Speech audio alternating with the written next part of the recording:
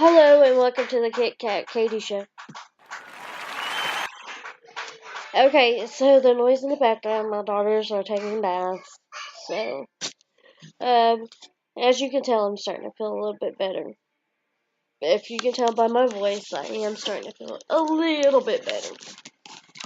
Anyways, I've had a few people ask me, what will happen to your kids after you die?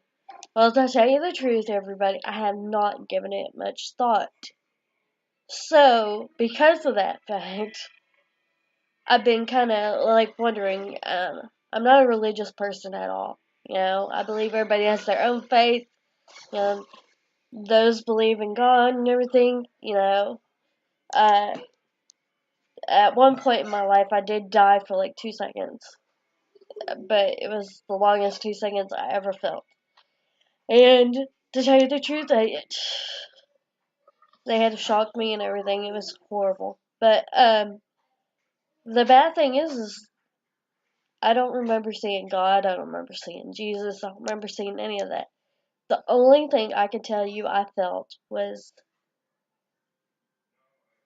I felt I felt like a sense of relief. Like, oh, I don't have anything to worry about no more. And then once I got back to reality, it was, you know, to, I'm not saying that this is hell. I'm just saying that, with everything I have been through personally, I'm just like, when does it end? Not my life, of course. I do not want to die. I do not hope I die. I don't, I'm not suicidal in any means. Uh, but it's been making me curious because when I was younger, I used to compare life to, to a movie. What do you have? What do you do after your movie ends? There's nowhere to go, but the movie just ends. You know. Uh, and I also used to compare it. I don't know if you '90s kids know about this, but those little plastic play mats that we used, and you used to be able to use cars on it, and like make it. Oh, here I am at my house. That's flat on the ground. Okay, park there.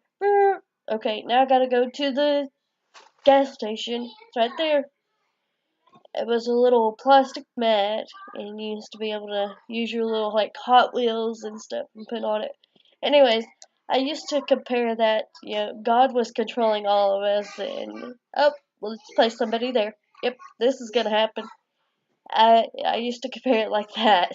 So you know, the thought of leaving my kids in any way, shape, or form has me terrified.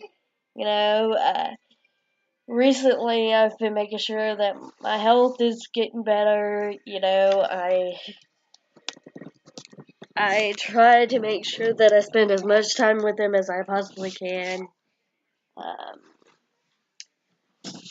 but as they get older, they kind of want you to back up off of them. So I try and give them a little bit of space. But I always, always, always ask every single one of them, how did your day go?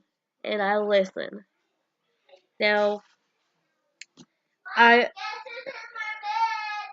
What? She's not supposed to be in it! Anyways, so, what if... No, you're not getting in her bed! No, that bed isn't stable enough! It could fall over. She doesn't need to be in it. It's okay. Well, I don't care. Get her out.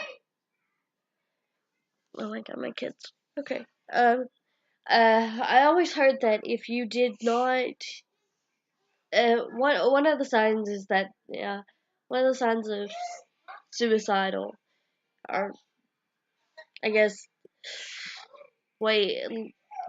levels. It all leads up to a point. If you've watched 13 Reasons Why, you know exactly what I'm talking about. It always, there's 13 reasons why a kid kills himself. There's probably 15 reasons. You never know nowadays. But there's always something that triggers a kid. I don't want to be the trigger, okay?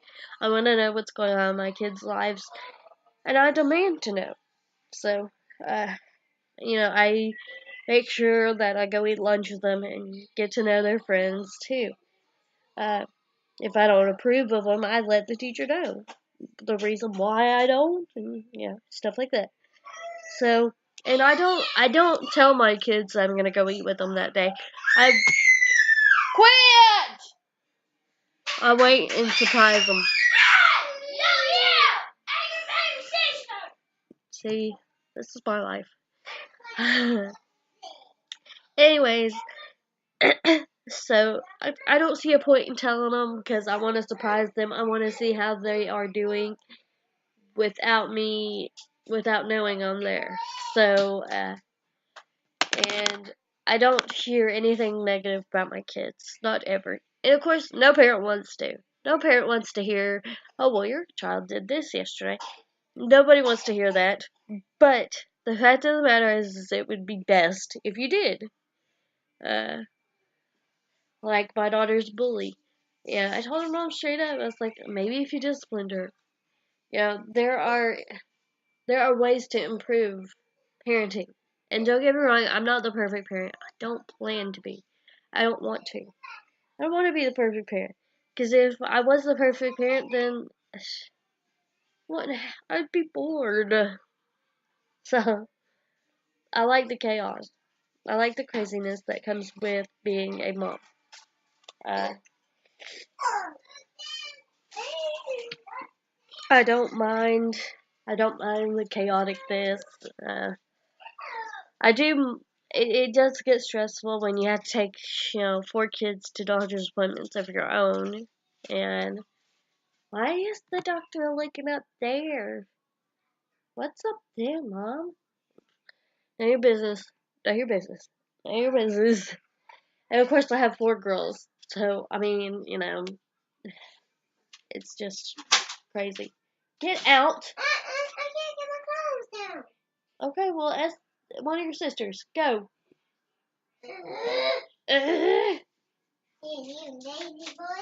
You're a lazy butt. You didn't clean your room. I did. This is my life. So, anyways, uh, that's pretty much how it goes all the time. Yesterday, my daughter asked my husband. She's like, or my husband got on to the one that started kindergarten. He's like, "Stop picking your nose. Why are you picking your nose?"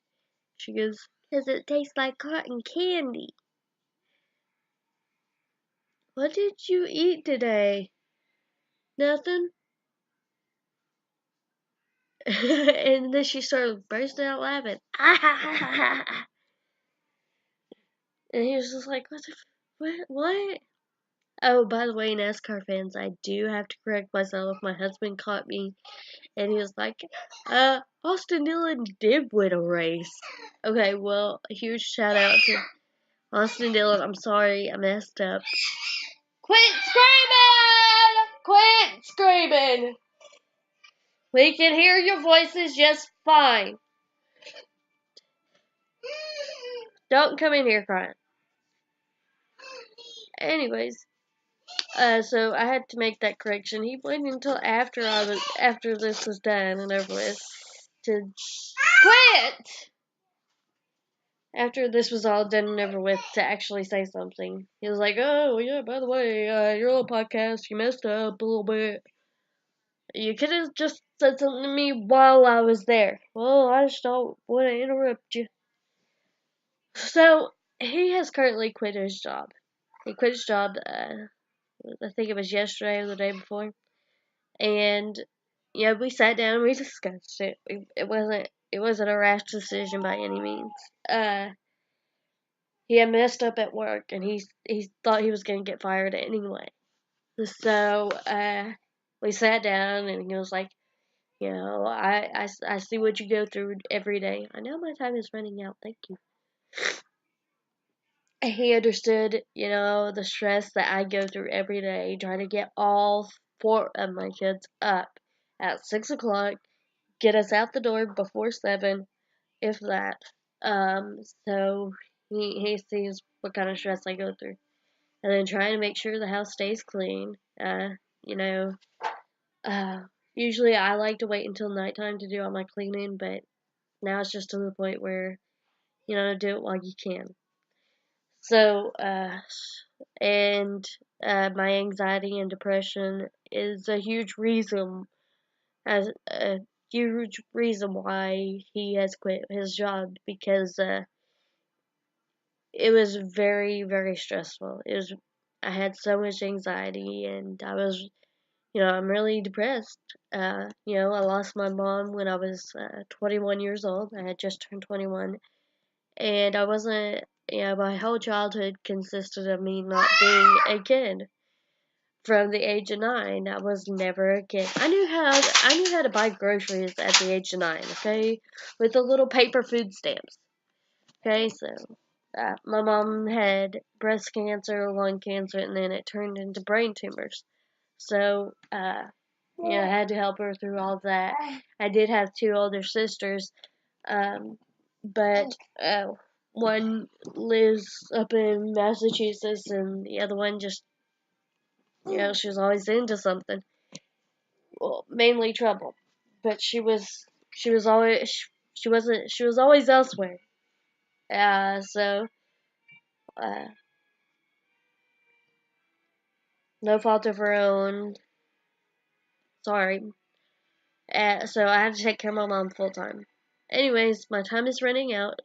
Catch up with you guys tomorrow. Have a good day and be safe.